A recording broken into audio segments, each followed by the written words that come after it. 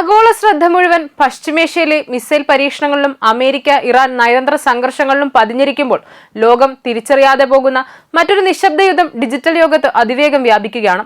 പരമ്പരാഗത യുദ്ധഭൂമികളായ മരുഭൂമികളോ കടൽ തീരങ്ങളോ അല്ല, മറിച്ച് കമ്പ്യൂട്ടർ സ്ക്രീനുകൾക്കും സൂം മീറ്റിംഗുകൾക്കും ലിങ്ക്ഡിൻ പ്രൊഫൈലുകൾക്കും പിന്നിലാണ് ഈ പുതിയ പോരാട്ടം നടക്കുന്നത്.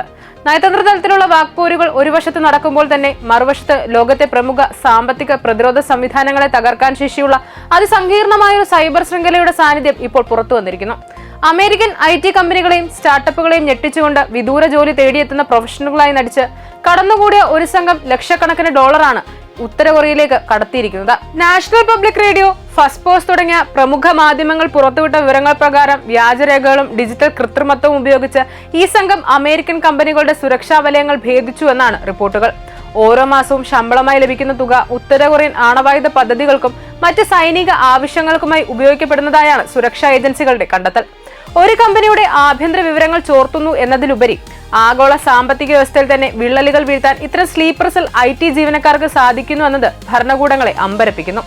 ആധുനിക സാങ്കേതിക വിദ്യയെ ഒരു നിഗൂഢ ആയുധമാക്കി മാറ്റി ശത്രു രാജ്യങ്ങളുടെ മണ്ണിൽ കാല് കുത്താതെ തന്നെ അവരുടെ സമ്പദ് വ്യവസ്ഥയെ തകർക്കുന്ന ഈ രീതി വരുംകാല യുദ്ധമുറകളുടെ വ്യക്തമായ സൂചനയാണ്.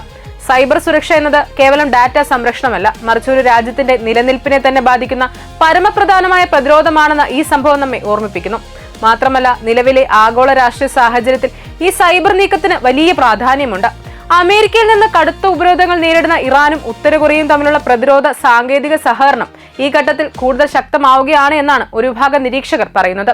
അമേരിക്ക ഇറാനെതിരെ നീക്കങ്ങൾ ശക്തമാക്കുമ്പോൾ അമേരിക്കൻ കമ്പനികൾക്കുള്ളിൽ തന്നെ കടന്നുകയറി സാമ്പത്തിക സ്രോതസ്സുകൾ കൈക്കലാക്കുന്ന ഉത്തര കൊറിയയുടെ ഈ തന്ത്രം ഇറാന് നൽകുന്ന പരോക്ഷമായ പിന്തുണ കൂടിയാണ്. ശത്രുവിനെ അവരുടെ മണ്ണിൽ കാല് കുത്താതെ തന്നെ സാമ്പത്തികമായും സാങ്കേതികമായും തളർത്തുക എന്ന ഇറാൻ ഉത്തര കൊറിയൻ അച്ചുതണ്ടിന്റെ ഏറ്റവും മികച്ച നീക്കമായാണ് വിദഗ്ധർ ഇതിനെ വിലയിരുത്തുന്നത്. ഈ ശൃംഖലയുടെ രഹസ്യം പുറത്തു കൊണ്ടുവന്നത് വിർജീനിയ ആസ്ഥാനമായ സൈബർ സുരക്ഷാ വിഭാഗമായ നിസോസ് നടത്തിയ അന്വേഷണമാണ്. ജോ എന്ന പേരിൽ അപേക്ഷിച്ച ഒരാളുടെ അസാധാരണ പ്രവർത്തനങ്ങളാണ് സംശയങ്ങൾക്ക് തുടക്കമിട്ടത്. ഒരേ സമയം നിരവധി ജോലികൾ കൈകാര്യം ചെയ്യുകയും ദിവസേന ഡസൻ കണക്കിന് അപേക്ഷകൾ നൽകുകയും ചെയ്ത ഈ വ്യക്തി സാധാരണ തൊഴിലാളികളുടെ പരിധികളെ മറികടക്കുന്ന രീതിയിലായിരുന്നു പ്രവർത്തിച്ചത്. നിയമന പ്രക്രിയയിൽ കണ്ട പൊരുത്തക്കേടുകൾ കൂടുതൽ ആഴത്തിലുള്ള അന്വേഷണത്തിന് വഴിവെച്ചു.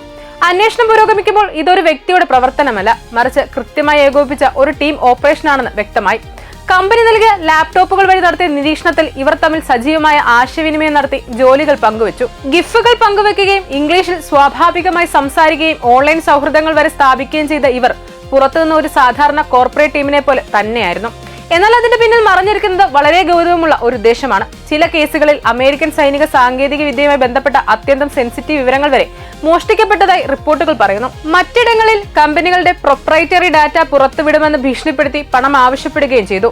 ചിലർ പ്രത്യേകിച്ച് ക്രിപ്റ്റോ കറൻസി മേഖലയെ ലക്ഷ്യമിട്ടത് ശ്രദ്ധേയമാണ്. കണ്ടെത്താൻ പ്രയാസമുള്ളതും വേഗത്തിൽ മാറ്റിവെക്കാവുന്നതുമായ ഈ ഡിജിറ്റൽ ആസ്തികൾ ഇത്തരം പ്രവർത്തനങ്ങൾക്ക് അനുയോജ്യമായ വഴി തന്നെയാണ്. സാമ്പത്തികമായി നോക്കുമ്പോൾ ഈ പ്രവർത്തനങ്ങളുടെ വ്യാപ്തി വിസ്മയിപ്പിക്കുന്നതാണ്. ചില പ്രവർത്തകർ പ്രതിവർഷം $3 ലക്ഷം സമ്പാദിച്ചതായി കണ്ടെത്തിയിട്ടുണ്ട്. അതിൽ 90% ഉത്തര കൊറിയയിലേക്ക് തിരികെ പോകുന്നതായും റിപ്പോർട്ടുകൾ സൂചിപ്പിക്കുന്നു. അന്താരാഷ്ട്ര ഉപരോധങ്ങൾ നിലനിൽക്കുന്ന സാഹചര്യത്തിൽ ഇത്തരം മാർഗങ്ങൾ വഴി വിദേശ നാണ്യം സമാഹരിക്കുന്ന ഒരു പുതിയ തന്ത്രമാണിതെന്ന് വിദഗ്ധർ വിലയിരുത്തുന്നു. ഈ സംഭവത്തിന്റെ അവസാനത്തിൽ നമുക്ക് ലഭിക്കുന്നത് ഒരു വ്യക്തമായ മുന്നറിയിപ്പാണ്. ഭാവിയിലെ യുദ്ധങ്ങൾ കാണാൻ കഴിയാത്ത രീതിയിലായിരിക്കും. സൈനിക ശക്തിയും പരമ്പരാഗത ആയുധങ്ങളും മാത്രമല്ല, ഡിജിറ്റൽ ഐഡന്റിറ്റികളും റിമോട്ട് ജോലികളും കോർപ്പറേറ്റ് സംവിധാനങ്ങളും ഇനി പുതിയ യുദ്ധമേഖലകളായി മാറിയിരിക്കുകയാണ്. ഒരാൾ ഒരു കമ്പനിയിൽ ജോലി നേടുന്നത് പോലും ഇനി ഒരു സാധാരണ നിയമന പ്രക്രിയ എന്നതിലുപരി ഒരു രാജ്യത്തിന്റെ തന്ത്രപരമായ നീക്കത്തിന് ഭാഗമാകാൻ സാധ്യതയുണ്ട് എന്നാണ് ഈ സംഭവത്തിന്റെ ഏറ്റവും വലിയ സന്ദേശം. ഈ സംഭവത്തിന്റെ അവസാനത്തിൽ നമുക്ക് വ്യക്തമായി മനസ്സിലാകുന്നത് ഒരു കാര്യം മാത്രമാണ്. ഇന്നത്തെ ലോകത്ത് ശക്തി എന്നത് ആയുധങ്ങളിലോ സൈനിക ശക്തിയിലോ മാത്രം ഒതുങ്ങുന്നില്ല, മറിച്ച് സാങ്കേതിക വിദ്യയെ എത്രത്തോളം മികച്ച രീതിയിൽ ഉപയോഗിക്കാമെന്നതിലാണ് അതിന്റെ യഥാർത്ഥ രൂപം മറഞ്ഞിരിക്കുന്നത്.